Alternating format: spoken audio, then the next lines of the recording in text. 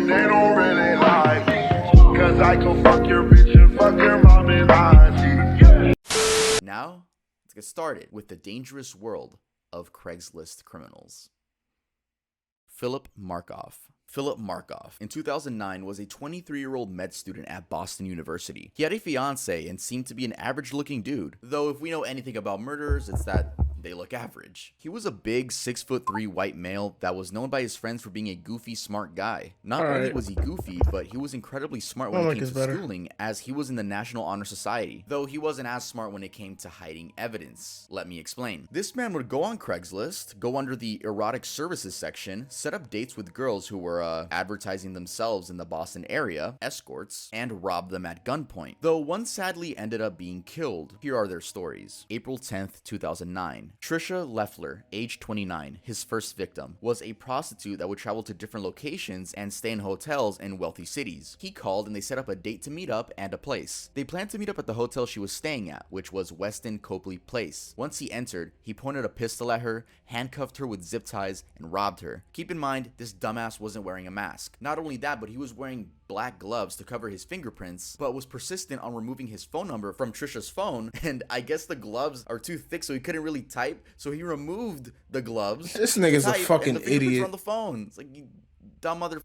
He then tied her to the doorknob from the inside, taped her mouth shut while leaving fingerprints on the roll of tape. He also took a knife out of his pocket and cut the hotel phone lines. He stole $800 in cash and her credit cards. He also picked up some of her underwear that was on the floor, put in his pocket, and left. 4 days later, April 14th, 2009, Julissa Brisman, age 25, became Markoff's second victim. She was an aspiring model from New York City and was described as an extremely happy party girl who liked having fun. Just like Trisha, she also advertised herself in the erotic services section on Craigslist, though Julissa was offering massage services for extra money. Extra money due to it being extremely hard to make money as a beginning model, actress, or just being in that entertainment business. Her family and detectives say she wasn't a prostitute. She was genuinely giving amateur massages. She was staying at the Copley Marriott Hotel in Boston, Massachusetts, and eventually Philip arrives at her hotel room. The story I'm about to tell you is from police, because sadly there's no one to tell the story how it actually happened. Police believe that he immediately pulled the gun on her once he entered the room,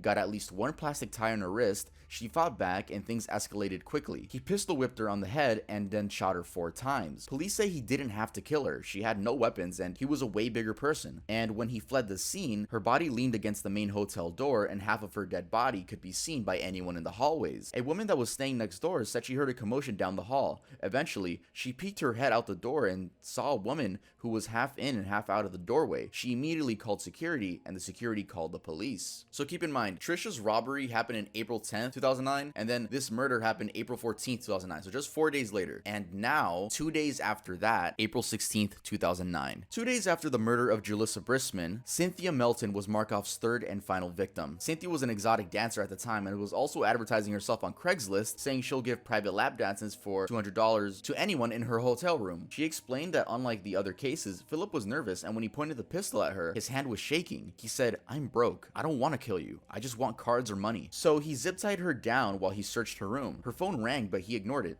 Then it rang again and again. The calls were coming from her business manager and husband. Her husband was aware that she provided these services and was okay with it, and was most likely playing the role of a pimp, someone that just makes sure that the girls are okay and they don't get scammed, and if anyone tries to fight them, well, that's why the pimp is there, right? He gonna pull up. She was supposed to give her business manager a signal to show that she was safe. When he didn't get the signal, he began calling her nonstop. Suddenly, Cynthia's husband opens the room door because he had an extra key, and Philip instantly points the gun at him. The husband starts running down the hall, presumably to get help, and Philip begins escaping down the other side of the same hallway. So in that situation, no one died, but the only girl that did die was Julia Brisman. So rest in peace to her. I mean, it's obvious that this dude was only going on Craigslist to find vulnerable girls. Getting caught. One of Julissa's friend found the emails that Philip and Julissa had exchanged and contacted authorities, explained that she had his IP address. Detectives traced the IP to an apartment belonging to Philip Markoff, a 23-year-old med student at Boston University. He had a fiance at the time who knew nothing about what he was up to on Craigslist. He was arrested shortly after. During trial, he pleaded not guilty, which was dumb because detectives found the gun he used to murder Julissa in his room with his fingerprints on it. His trial was extended and in the meantime was in prison. Markoff made several attempts while at the Nashua Street jail. One attempt was made 3 days after his arrest, an additional attempt after his fiancée broke up with him, and another attempt on the day his wedding was to have taken place. At various times, he was on watch or in the jail psychiatric unit. On August 15th, 2010, 1 year and 1 day after his wedding would have taken place, Markoff was found dead in his cell. He had used a knife made from a pen and a piece of metal to cut arteries in his ankles, legs, and neck. He had also swallowed toilet paper and tied in a plastic bag over his head with gauze. God damn! He had written his former fiance's name and their pet names for each other in, and photographs of them two were scattered about. So yeah, sadly, Julissa did die, and the other girls did have a traumatic experience. This dude killed himself in the jail, which would have been a happy ending, but sadly he had to kill a girl, right? Let's move on to the next but fuck that nigga though. Being on Craigslist is dangerous. Being on the internet alone is dangerous. Thankfully, we have a sponsor perfect for today's video topic. This video is sponsored by Atlas VPN. Atlas VPN is a tool that encrypts and hides your virtual location. When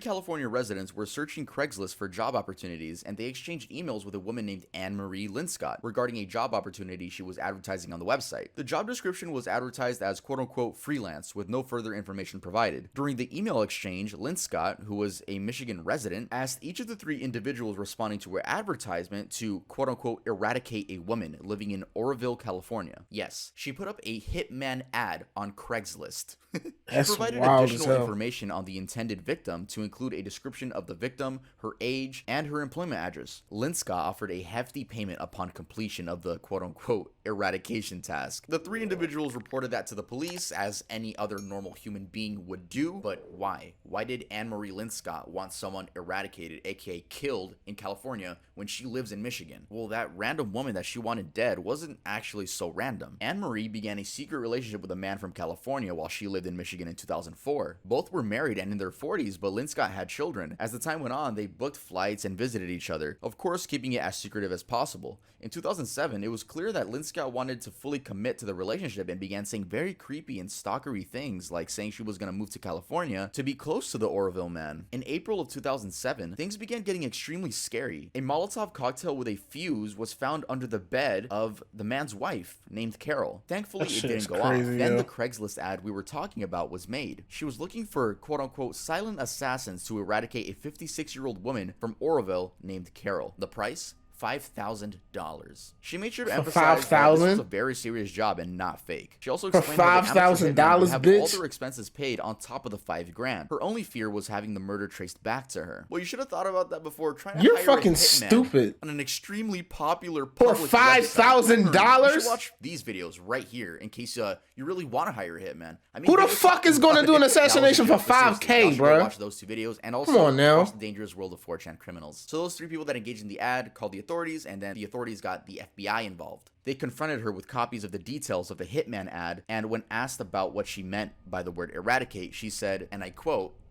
duh, well, to have her killed. Looks like she's a very smart criminal. Very smart. In 2009, Anne-Marie Linscott was sentenced to 151 months in prison, aka 12 and a half years. That means she was released last year in 2021. So Anne-Marie, if you're watching this, let me tell you right now, you're a dumbass. Isn't the way to go. It's not really what the cool kids use anymore. If you want to get on a website that everyone uses to hire hitmen, then go to tuvmerch.creator-spring.com. When you buy merch from that website, like, you get hitmen like instantly in your DM. So if you want to go try it out, Anne-Marie Linscott, you should go try that. That was a joke again.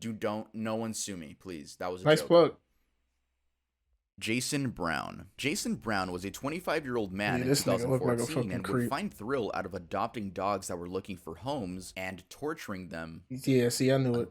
You can see it in his face. I won't be getting into details on how you can see it in his fucking face. These dogs. This story is a lot like the Omegle cat killer, which we've talked about before. So how was James Brown caught? He was staying at a motel and a maid had knocked on the door to check on him days later, but no one answered. She then unlocked the door to clean the room and found blood stains, dog limbs, drug paraphernalia. She then called the manager, who found a decapitated brown dog in the bathtub and called the Reno police. While the manager waited for the police to arrive, Brown had returned to the room and fled. Not only did he kill innocent dogs that were just looking for a home on Craigslist, but he he recorded everything. The recordings were only seen by the judge, bro. the lawyers, and a detective. But in the video, Brown could be heard saying that this was his house of pain, and he wanted to turn them into a fur coat. Brown is heard saying in one of the recordings that he found dogs through Craigslist and looked for, quote, pets free on the ads. So he would just go on the search term, just free pets, right? People that had responded to Brown's request through Craigslist testified that he seemed like a normal guy. They were seen sobbing in the courtroom. He claimed that he couldn't remember committing the acts because he was injecting heroin,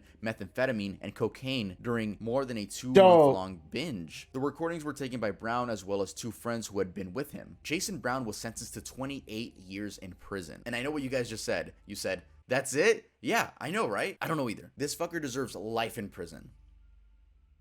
Angela Diaz. At least he got time in fucking prison. Everyone has them. Because they be letting all these motherfucking psycho murderers the fuck off. R-word, as in R-A-P-E. Not guilty and shit. I might have shit. censored that too. But R-word, you guys should know. People that like to roleplay consensual non-consent with a safe word, obviously. I'm not here to kink shame. To each their own, yes, it exists. I just want to make that clear before we get into the story. So men would go on Craigslist and ask around if any women wanted to volunteer. Some of these ads appeared on Craigslist in 2016 in Southern California. A woman identified as Angela Diaz responded. She sent them photos of herself and details about her daily routine, telling some men that she wanted them to engage in R-word play, even if she screamed or resisted. Yikes. And so the men began showing up at her condo. On one occasion, she even called the police and said they attempted R-word. The officers came by and saw visible redness and bruises on her neck. She even had her shirt ripped. So you're probably wondering, wait, why did she call the cops if she wanted R-word play? Then she responded to the messages. Because she's lying. That's a trap. Yeah, someone else was pretending to be her and put pictures of her on Craigslist and said, hey, that's me. Here's my address. You can do anything, even if I scream or resist. My God. Yeah, but wait, keep listening because the story gets even crazier. She told the police that she had not, in fact, posted the messages on Craigslist. She told them that they were actually posted by someone posing as her, which we later found out was her husband's ex-girlfriend, Michelle Hadley. Hadley of Ontario, California, was charged with multiple felonies, including stalking, criminal threats, and attempted forcible, facing a life sentence in prison if convicted. But months later, they found out that Hadley was innocent. She never set up Angela. So who set up Angela? You will never believe this. Angela set herself up on purpose and tried to make it seem like Hadley was a bad person. Yeah.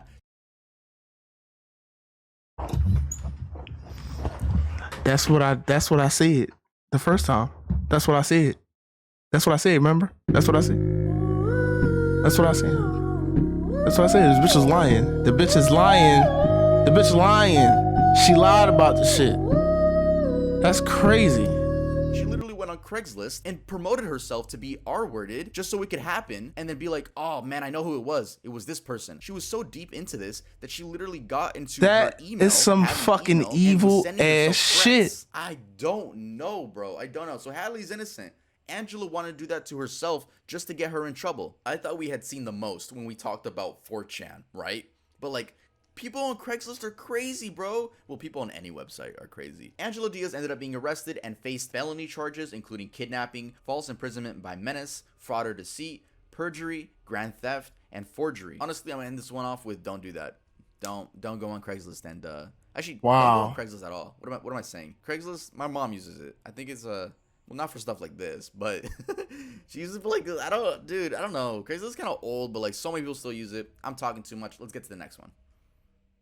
Michigan teen fakes own kidnapping. In 2014, Haley Turner, which was 18, pleaded guilty to felony charges of causing a false police report to be filed. She claimed she was abducted on August 7th, just north of Ohio, in Bedford Township, and held hostage for 16 hours. But the whole thing was a lie. Turner was reported missing that night after police say she called her friend to say she was going to stop and check on a man lying in a ditch after leaving a family video store. Seconds later, police said Turner told her friend, quote, he has a gun, and the phone was disconnected. The following day, a local resident spotted Turner standing at a corner in Escorts near Detroit, holding a puppy. The Good Samaritan called 911 when the teen claimed she jumped from a moving vehicle to escape her captor. Police, however, did not believe Turner's story. She later confessed that she concocted the kidnapping, telling a Monroe County judge that she posted a Craigslist notice stating that she was an 18-year-old girl, quote, looking to be kidnapped and taken away. It was not revealed in the court what her motives were, but other Craigslist post Bro. indicated that she just wanted attention and that it could, quote, be fun. A police investigation revealed that a man did respond to the ad, but that man has not been identified. So she wasn't sent to prison since she was under 21. She just had to pay a fine of $15,000, and I think she did some probation service as well. I say this to my friends all the time,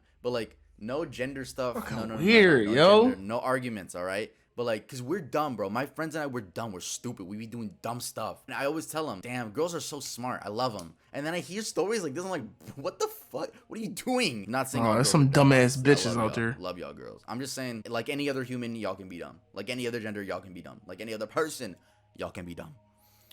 There are a lot of smart women Alright, out guys, there, thanks but for watching the video. If you let's guys not enjoyed it, make sure to leave a like. And if you like this style of videos, go forget watch that there's some dumbass bitches and, out there as well. Just become, I don't know, like me. Please like me.